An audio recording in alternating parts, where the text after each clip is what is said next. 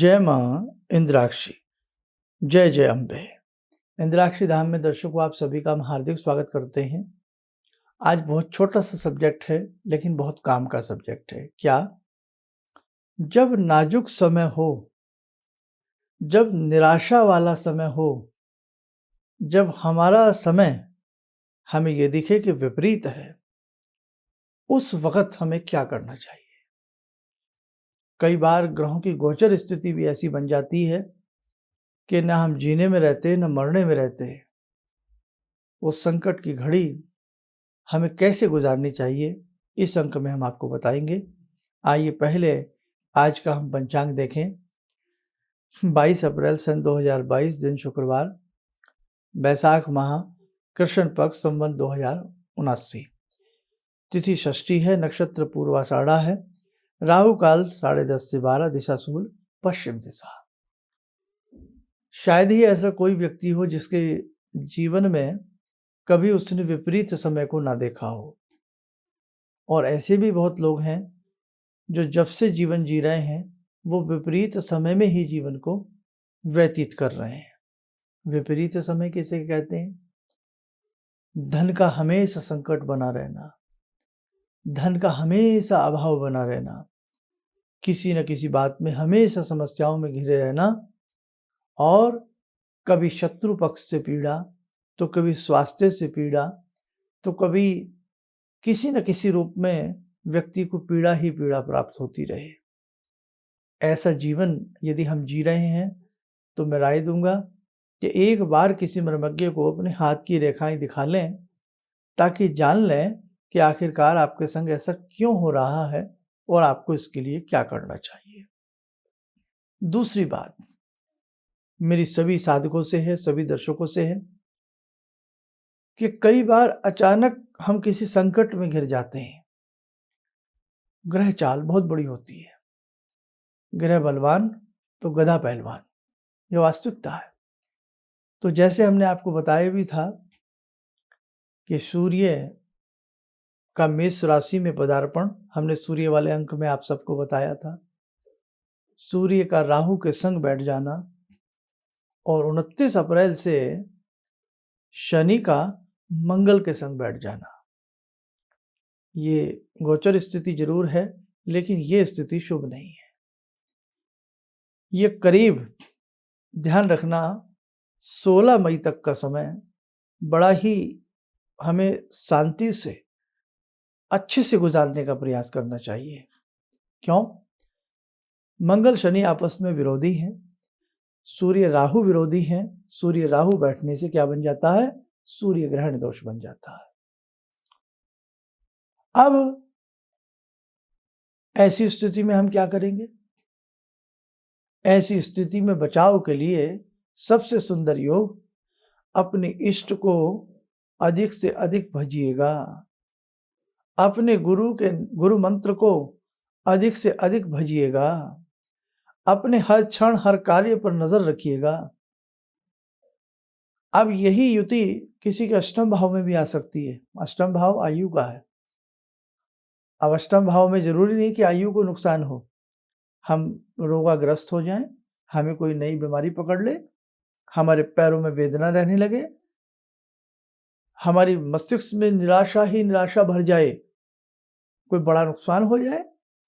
ये हम आपको डरा नहीं रहे हैं, हमने अपने जीवन में कभी ऐसा नहीं किया, लेकिन सदैव हम आपको समझा करके फिर उसका हल बताते हैं। तो ये समय ऐसा आ रहा है। और वैसे आपने देखा है पिछले 2-2.5 साल से तो क्या परिस्थिति पूरे विश्व में चल रही है। करीब करीब किस प्रकार से हर व्यक्ति ने देखा है दुखों को, बहुत सारी चीज़ों को। बहुत लोगों के व्यापार टूट गए, बहुत लोगों के अपने अपनों से छूट गए। बहुत सारा समय ये पिछले कई वर्षों से बड़ा उथल पुथल वाला समय चल रहा है। और आज हर व्यक्ति असहाय है, अकेला सा है, निराशाओं में जीवन जी रहा है। तो ये समय भैया ध्यान से अपना सबको गुजारना है, प्रेम से गुजारना है, डरने की आवश्यकता नहीं है। बस हाँ ये है, अपने भगवान को भजें, विश्व में शांति हो, सभी अपने अपने घर में अच्छे से सुरक्षित रहें। उसके लिए 2 चीज़ें हमारी जरूर कर लीजिए। एक तो अपना इष्ट मंत्र या गुरु मंत्र जरूर जपिएगा। अपने इष्ट का पंचोपचार या षोडशोपचार पूजन जरूर करते रहिएगा। और इसी के साथ साथ आप एक काम जरूर करें, दुर्गा कवच जरूर पढ़ा करें। जब भी समय मिले आप सबको भवानी का कवच पढ़ना चाहिए। कवच का मतलब होता है कि एक ऐसा सुरक्षा का घेरा हमारे चारों तरफ आ गया है कि अब हम उसमें सुरक्षित हैं, यानी कि हम सेफ्टी जोन में हैं। तो आप दुर्गा कवच जरूर पढ़ा करें समय निकाल करके। 24 घंटों में से थोड़ा सा समय तो आप अपने जीवन के लिए निकाल ही सकते हैं, अपने परिवार के लिए। चाहे परिवार का एक व्यक्ति पूरे परिवार का ध्यान करके कि हे भगवती, हे भवानी, हे इंद्राक्षी, हे शताक्षी, हे भ्रामरी, हे मीनाक्षी, आप हमें शुभ आशीष दें। हम अपने पूरे परिवार के लिए, पूरे विश्व के लिए हम आपका ये कवच पढ़ते हैं। आप हम सबको निर्भय करें, हम सबको आप सुरक्षित करें। दुर्गा कवच जरूर आप पढ़ा करें। और मैं तो कहता हूँ जिनको संस्कृत में बहुत ज़्यादा समझ में नहीं आता, हिंदी में पढ़िए, आनंद की प्राप्ति होगी। आप पढ़ के देखें, आपको खुद में दुर्गा कवच पढ़ते पढ़ते ना ये महसूस हो जाए कि अब मैं सुरक्षित हूँ। उसमें एक एक चीज का ऐसे क्लियर वर्णन किया गया है, एक एक शरीर के अंग अवयव की भगवती से ऐसे सुरक्षा मांगी गई है कि साहब पूछिएगा मत। तो आप जरूर दुर्गा कवच पढ़ा करें समय निकाल करके। और जो लोग दुर्गा कवच नहीं पढ़ सकते तो कानों में लीड लगा लें, रास्ते में है, सफ़र में है। भाई आप सफ़र कर रहे हैं, सफ़र वो सफ़र नहीं कि आप खुद ड्राइव कर रहे हैं, आप खुद बाइक चला रहे हैं या कार चला रहे हैं, ध्यान रखें भाई। कहते हैं ना सावधानी हटी और क्या वो वाली बात है कि सावधानी हटी और दुर्घटना घटी, इसलिए ध्यान रखना। तो आप जैसे अगर भाई आप आराम से बैठे हैं तो आप उसे सुन लिए, एक बार सुन लिया करें। घर में है, एक बार उसे सुन लिया करें। आजकल तो इंटरनेट पे सारी चीज़ें मिल जाती हैं नेट पे। तो बस हमारा कहने का मतलब यही था कि ये थोड़ा सा ये 16, 17, 18 दिन का पड़ाव ऐसा है, आप ध्यान रखिएगा, ठीक है। और आइए अब हम जुड़ते हैं आज की ध्यान माला में महाशक्ति से। हे पराम्बा, हे ममतामयी, हे करुणामयी, हे भगवती, हे जगजननी, भक्त वत्सला, आप सभी की रक्षा करें, सभी के परिवारों में सुख शांति बनी रहे।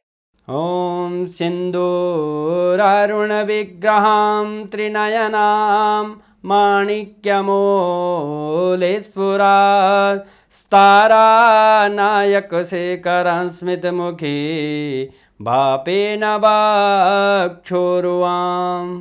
पाणिभ्यामलपूर्णरत्नचषकां रत्नोत्परां बिभ्रति सौम्यां रत्नगटस्थरक्तचरणां ध्यायेत् पराम् अम्बिकां खड्गं चक्रगदेषु चापपरिगान् शूलम्बुशुण्डिं शिरा शङ्खं समदधतीं करे स्त्रीनयनां सर्वाङ्गभूषावृतां नीलास्मद्युतिमास्य पाददशकां सेवे महाकालिकां यामास्तो स्वपितैहरो कमलजो हन्तुं मधुं कैटवं विद्युद्दामसमप्रभां मृगपते स्कन्दस्थितां भीषणां कन्या विहकरवालखेटविलसा धस्ताविरासेवितां हस्तेश्चक्रगदाशिखेटविशिखां चापं गुणं तर्जनीं विप्राणामलिलात्मिकां शशिधरां दुर्गां त्रिनेत्रां भजे। कवच बना लें, ध्यान करें, भगवती का शुभ आशीष हम सबके ऊपर बरस रहा है।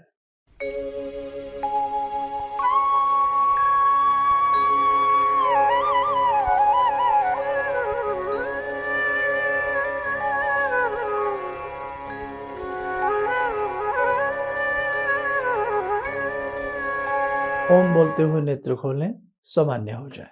जिन जिन साधकों की जन्म पत्रिकाएं हमारे संस्थान में बनने के लिए आई हुई थी, करीब करीब सबकी भेज चुके हैं।